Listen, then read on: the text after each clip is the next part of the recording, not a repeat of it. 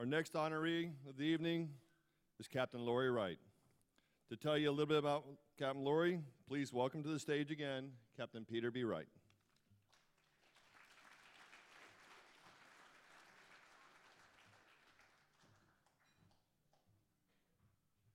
I first met Laurie down in Australia. I was captain of a boat down there for a year, and we had a lot of mechanical trouble and a lot of stuff, and we had a mother boat that kept breaking down on us. Laurie was working on board that boat as deckhand / cook / just about everything.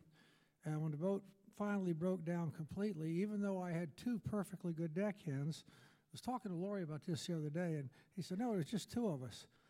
When Laurie stepped on my boat, he was my 3rd deckhand. We didn't really need a 3rd deckhand, but I didn't want to let Laurie Wright get away. He's an electrician. He's an ardent spear fisherman. He loves all kinds of fishing. He's a good round all guy. And if you're ever in trouble anywhere on a boat, Laurie Wright is one of the guys you would really love to have with you. I'm very proud to call him my friend. We've spent a lot of time together in the Bahamas and all over the place. And he's a great guy and true deserver of this award. Thank you.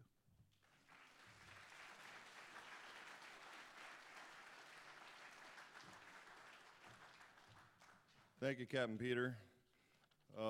We do have a very special speaker to tell a few more good stories about Captain Laurie, and that would be Tim Choate.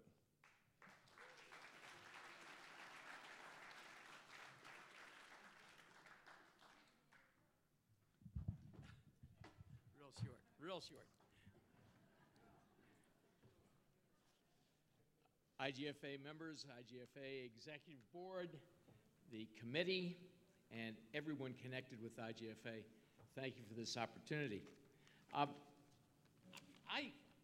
want to say, I think we've already understood that we're saving the best for the last, and I want to add my personal salute to Laurie Wright. If you can just bear with me for a quick few seconds, I will try to hit the highlights and the factoids that I know from my coexistence with Laurie Wright. I got to Cairns one of the first few times in 1979, which was Laurie's first job with Peter Wright. And the fishing was out of sight. I loved it there. And Laurie was a wonderful decky and a tremendously accomplished personality with whom to converse during the course of the days. He's also, one of the things that if you read the resume and the booklet, it's good. But one of the things that they just touch on very briefly is Laurie's conservation experience on behalf of the Great Barrier Reef. The activities that he did as the president of their fishing club was incredible. Only through his efforts of leading the other captains and business people could Laurie save the GBR from an industry-ending siege to stop marine fishing along the GBR. And if anybody's been to Australia, you know exactly how strong the greenies are down there. Laurie took it upon himself and led the parade to save a $60 billion a year effort in the Great Barrier Reef by protecting it from the greenies. Almost 10 years ago, Laurie was introduced and inducted into the Cairns Game Fishing Club Hall of Fame. And I think they were late in getting there. But he, like here, has been a member of their committee and obviously shunned the award until it was forced upon him. But he deserved every bit of it and deserves it tonight. He snuck over to the Pacific side, to the Pacific Ocean and to the Caribbean on a 62 Merit, which was, he maintained a wood boat in some of the hardest conditions I've ever seen. He could fix anything, bubble gum, baling wire, he could get it fixed immediately. Now, today, he is the secretary of the fundraising committee to erect a black marlin sculpture on the Cairns Esplanade. The intention, his words, the intention is to unveil the sculpture in conjunction with the Cairns Black Marlin 50th anniversary celebration in September 2016. It has contributed significantly to Cairns in the past, and by increasing the public awareness, it will also contribute to the conservation of the species for future generations to come. His foresight is incredible. As a five-star boat captain, not only marlin, but barramundi, which he has a fascination for, fantastic farmer of the Brangus cattle, a rancher, and a dauntless working dog breeder, and a warm human being of immense capabilities. And this is just the one spot that I would like to accent. Laurie is probably the nicest, most wonderful captain you could ever have in a faraway country. His warmth is unbelievable. Now, when it was back in 1979, a few years thereafter, the mothership that we were using was a large, long boat that hosted 6 or 7 different sport boats. Potage, exactly. I wasn't going to mention, in any case, it was a great ship with a varied, wide array of fishermen. Some were calling themselves fishermen, but some were actually nothing but partiers. Laurie could maintain a beautiful personality with each and every person that you could possibly imagine would go out to the Great Barrier Reef. He was an amazing personality that made everybody feel at home.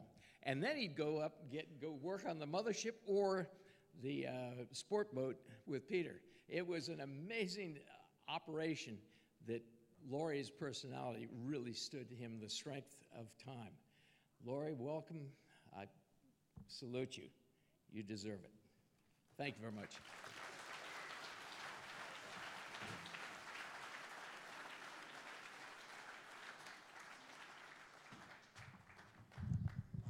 That summed up a lot of Laurie's career. There's still so much more if you're reading a book about it. Of course, he's got world records. He actually caught one the year I was supposed to work for him, but I got canned before I did it. He hired my brother instead. But it was a good move. Kunta's a lot more fun than I am. Anyhow, they caught the women's 30-pound record, which I think is still standing today. And Laurie's been honored here with the Gil Keach Heavy Tackle Award. He's received his awards. What he did for Australia out there in the reef. I did get to work for Laurie for one day, and he got to work for me for one day, right? And they were going to let me wire a marlin out there. And I grabbed a leader, and Law says, hold it. I don't know how big it is, and stuck his head up, and the boys in the cockpit are going, gaff it. And Law says, no, and it jumps. I'm down to my last wrap, stretched out, and he goes, it's just under a grand, let it go. No, break it off. I'd let go. And the fish died.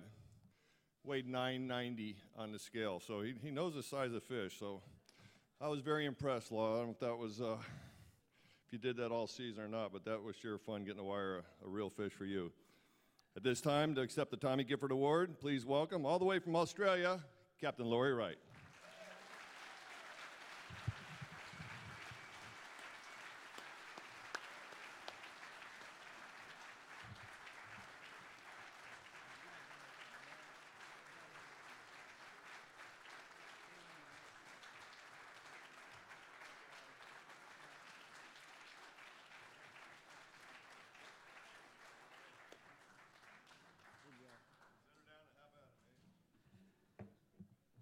Well, I'm not sure what to do after that.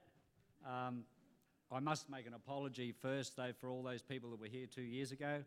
I'm sorry, but my kilt never came back from the dry cleaners in time. So I must apologise for that. Brazaka sends his regards, by the way. Yes, after those words from Tim, that's very kind, Tim. And I do want to congratulate the rest of the nominees here, or the inductees tonight.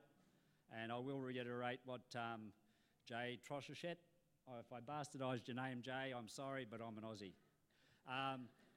But I will reiterate, behind every man there is a good woman, and my good woman can't be here tonight.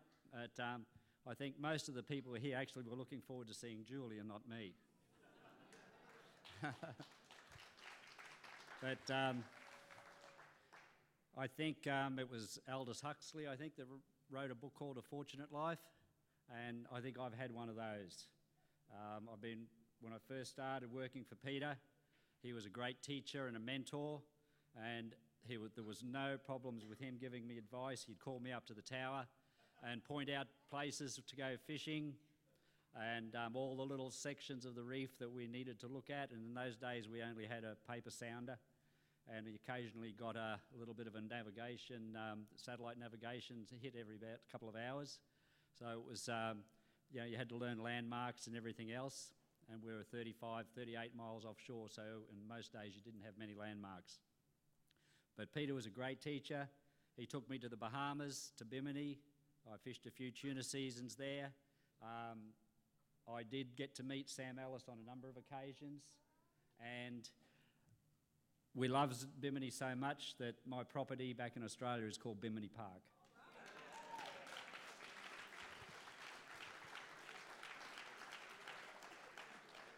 But over the years, it's the people I've met that have made this industry, the people like Skip Smith, and there is a lot of stories that Skip's got. All those who have read his book, I can guarantee and verify that those stories are true.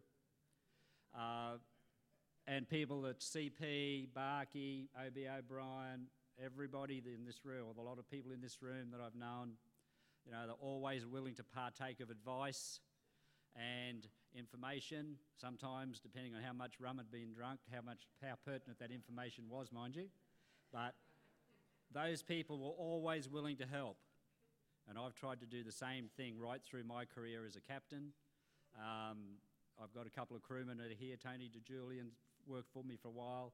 He's turned out to be a pretty fantastic guy, and he does the same thing. He was taught also by Bouncer Smith, and Tony's turned out to be a pretty good guy, and I'm very proud to say that a lot of my crewmen have gone ahead and have done the same thing.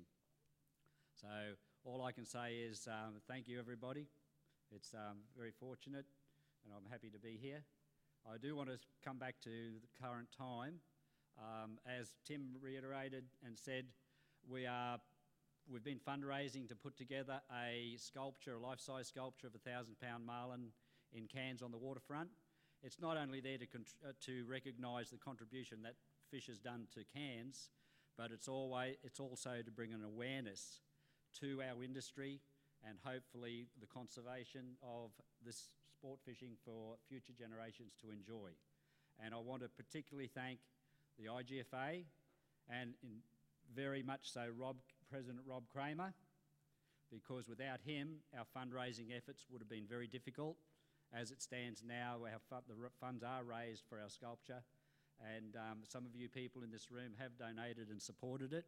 I want to thank you also very much. Thank you.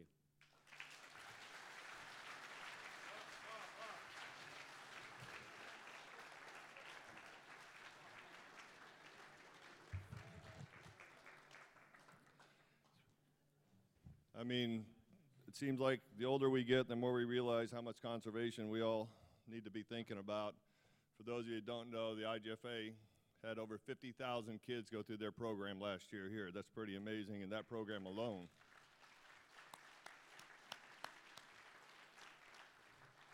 With the IGFA Marlin Race, they had over 115,000 miles of marlins now logged with the satellite tag. So there's another program. So anytime you guys are thinking about charities and thinking about programs, IGFA has all sorts of conservation programs that we never talk about, So don't forget about the library. I want to thank each and every one of you for your respect tonight. You were very quiet and respectful, and that's rare, and we appreciate it. Not rare, but it's rare when you get these groups together. So I'd like to thank our committee, and on behalf of the legendary captains and crew and the IGFA, thank you for joining us this evening. This is truly a special night for the recipients of the Tommy Gifford Award and their families. We applaud all of you at tonight's induction and all the past recipients. Again, thank you and good night, and drive careful. Stick around for a drink. Good night.